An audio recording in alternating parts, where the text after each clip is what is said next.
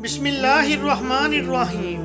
نبی کریم صلی اللہ علیہ وسلم نے ارشاد فرمایا، 3 قسم کے لوگوں کی نماز ان کے کانوں سے آگے نہیں جاتی۔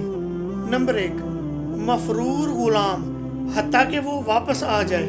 نمبر 2، وہ عورت جو اس حال میں رات بسر کرے کہ اس کا خامد اس پر ناراض ہو۔ اور نمبر 3، لوگوں کا امام جبکہ وہ اسے ناپسند کرتے ہوں۔ نبی کریم صلی اللہ علیہ وسلم عید الفطر کے روز کچھ کھا کر عیدگاہ جایا کرتے تھے، اور عید الاضحیٰ کے روز نماز عید پڑھنے کے بعد کچھ کھایا کرتے تھے۔ جب نبی کریم صلی اللہ علیہ وسلم نماز عید کے لیے تشریف لے جاتے تو آپ ایک راستے سے جاتے اور دوسرے راستے سے واپس آتے۔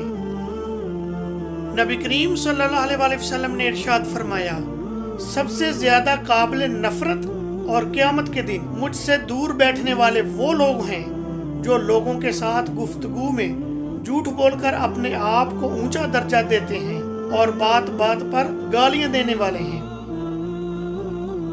نبی کریم صلی اللہ علیہ وسلم نے ارشاد فرمایا، قرآن میں 30 آیتوں کی ایک سورت ہے، اس نے ایک آدمی کے بارے میں سفارش کی حتیٰ کہ اسے بخش دیا گیا، اور وہ سورت سورہ ملک ہے۔